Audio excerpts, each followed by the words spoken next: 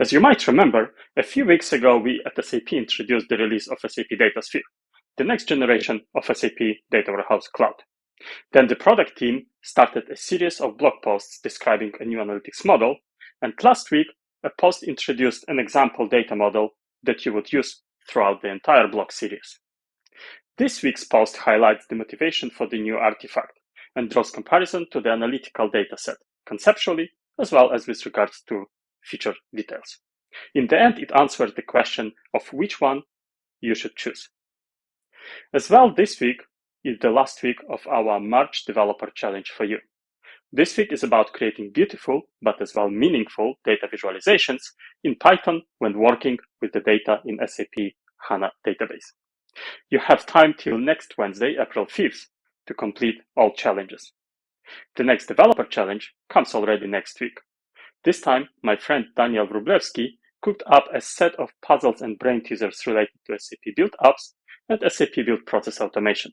Something not to be missed. Hey everybody, Josh Bentley with the SAP Developer Advocates. And for this episode of the Developer News, I wanted to highlight a new blog post from Gaurav Abi with the SAP Business Technology Platform Kyma team. In the past, when you went and provisioned a Kyma cluster on BTP, when you were presented with options for the machine size, memory, and CPUs that were needed for your workload. Now the minimum size was 3 virtual machines with 4 CPUs and 16 gigabytes of memory each, but if your workload demanded more, you could make a larger set of virtual machines, memory, and CPUs based on your workload. But what if you overestimated and you wanted to change that? You couldn't scale it down. You had to delete the cluster and rebuild it. What if you wanted to actually scale up because you saw an increase in your workload demands? You couldn't scale up. You had to delete your cluster and rebuild it. But if you follow the steps in Gaurav's blog post, you'll be able to see now that you're actually going to be able to go into the BTP cockpit and dynamically select what size of virtual machines, memory, and CPUs that you need based on your workload's performance requirements. I hope you enjoy trying out these new settings within the Kyma cluster. And if you have any questions, please reach out to myself or Gaurav, and we'll be glad to talk with you. Hello, welcome everybody. Joining you from the SAP CodeJam Roadshow. We're in our last city in Europe today.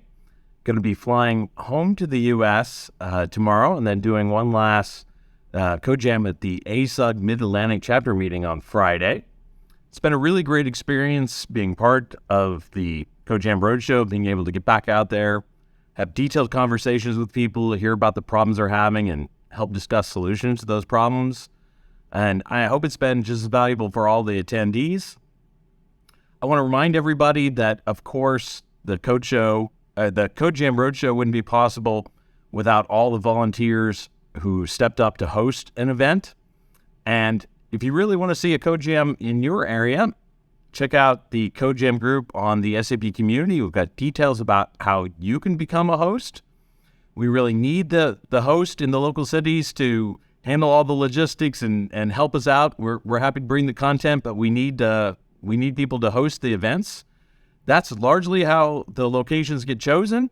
People volunteer to host, and we work out the logistics with them. Of course, we can't service every request we get, but we try to do as many as possible.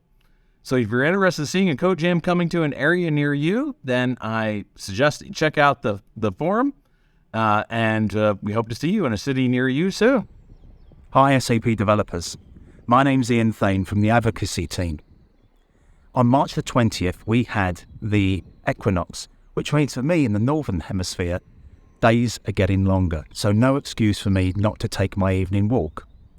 I also like to watch the SAP Developer News show.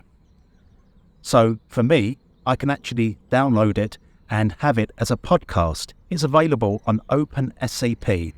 So if you go to podcasts.opensap.info, it's available. It's also available on Google Podcasts, Apple Podcasts, TuneIn, and Spotify. So you can take our Developer Advocates news wherever you go. Thanks for joining me on my evening walk.